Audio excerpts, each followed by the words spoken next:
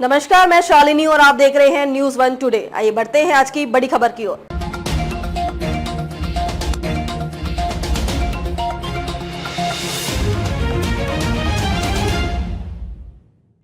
महाराष्ट्र में उम्मीदवार घोषित करने में सबसे आगे रहेगी भाजपा। 100 नामों पर मंथन। पहली लिस्ट कभी भी पीएम नरेंद्र मोदी की अध्यक्षता में 100 टिकटों पर विचार किया गया। ये वही सीटें हैं जहां फिलहाल भाजपा के ही विधायक हैं।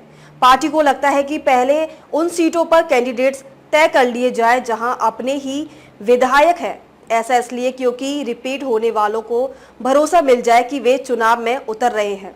हरियाणा विधानसभा चुनाव में उलटफेर वाली जीत हासिल करने के बाद से भाजपा उत्साहित है। अब महाराष्ट्र में भी भाजपा समय से रहते ही उम्मीदवार घोषित करके प्रचार तेज करना चाहती है। ऐसा इसलिए ताकि वह उम्मीदवारों को माहौल बनाने के लिए वक्त देना चाहती है। इसके अलावा बड़े नेताओं के आयोजन तय करने से लेकर घोषणा पत्र जैसी चीजों पर भी काम करने के लिए वक्त चाहती है। इसी क्रम में भाजपा में मीटिंगों का दौर शुरू हो चुका है ताकि कैंडिडेट्स फाइनल किए जा सके। महाराष्ट्र में टिकटों को लेकर केंद्रीय चुनाव समिति की पहली मीटिंग बुधवार को थी। इस बैठक में पीएम नरेंद्र मोदी की अध्यक्षता में 100 टिकटों पर विचार किया गया है। ये वही सीटें हैं जहां फिलहाल भाजपा के ही विधायक हैं। पार्टी को लगता है कि पहले उन सीटों पर कैंडिडेट्स तय कर लिए जाए जहां अपने ही विधायक हैं। ऐसा इसलिए क्योंकि रिपीट होने वाले विधायकों को पहले से ही भरोसा मिल जाए कि वे चुनाव में उतर रहे हैं। वहीं जहां कैंडिडेट्स बदले जाएंगे उन सीटों पर थोड़ा वक्त लग सकता है। पार्टी सूत्रों का कहना है कि महाराष्ट्र के देवेंद्र फडणवीस और आशीष शेलार, पंकजा मुंडे जैसे नेताओं की सीटों का पहले ही ऐलान हो सकता है। खबर है कि अगले 1 से 2 दिनों की ही भाजपा उम्मीदवार की पहली सूची जारी हो सकती है। बुधवार को ही मीटिंग में पीएम मोदी के अलावा जेपी नड्डा, अमित शाह, पीयूष गोयल और भूपेंद्र यादव मौजूद थे। इसके अलावा महाराष्ट्र से डिप्टी सीएम देवेंद्र फडणवीस, प्रदेश अध्यक्ष चंद्रशेखर बावनकुले और अन्य नेता मौजूद थे। भाजपा की पहली लिस्ट में राज्य सरकार के कई मंत्रियों को भी शामिल किया जा सकता है।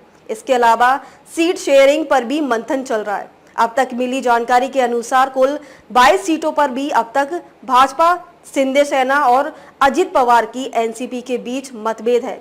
इन सीटों का बंटवारा होते ही गठबंधन का फॉर्मूला भी शेयर किया जा सकता है। भाजपा के प्रदेश अध्यक्ष का कहना है कि हम अपने पहले जीती हुई सीटों का मंथन कर रहे हैं। इसके बाद एकनाथ शिंदे और अजित पवार से सीट बंटवारे का फॉर्मूला तय करेंगे। बता दें कि 2019 के चुनाव में भाजपा 105 सीटों पर जीतकर सबसे बड़ी पार्टी बनी थी। इसके बाद भी वह सरकार नहीं बना सकी थी क्योंकि शिवसेना ने अलग होकर कांग्रेस और एनसीपी के साथ सरकार बना ली थी। लेकिन यह गठबंधन तब तक टूट गया जब एकनाथ शिंदे ने 40 विधायकों के साथ बगावत कर ली।